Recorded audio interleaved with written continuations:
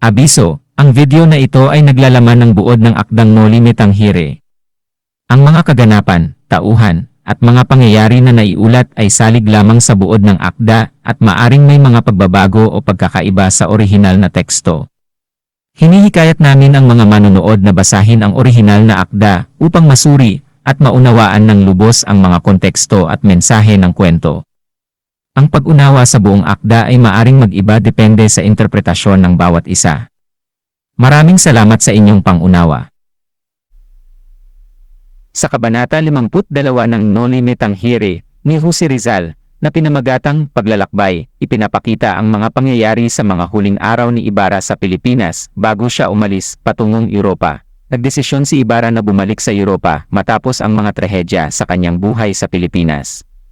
Sa kanyang pag-alis, inisip niya ang mga nangyaring hindi maganda sa kanyang bayan at sa kanyang buhay.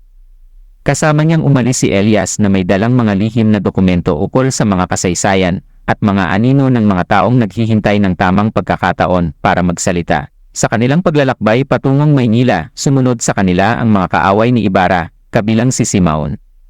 Gayunpaman, hindi nila ito napansin. Nang makarating sila sa Maynila, nagkahiwa-hiwalay sila ng landas.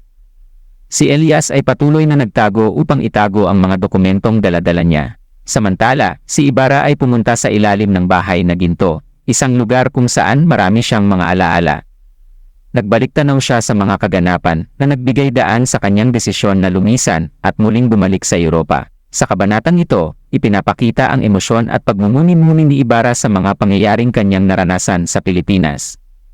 Ipinapakita rin ang pagtutulungan niya at ni Elias upang maihatid ang mga lihim na dokumento na magiging mahalaga sa mga susunod na kabanata ng nobela. Sa kabuuan, ang Kabanata 52 ay naglalaman ng mga paglalakbay ng mga pangunahing tauhan, ang kanilang mga damdamin, at ang mga pangyayari na nagtutulak sa kanilang mga desisyon patungong kinabukasan.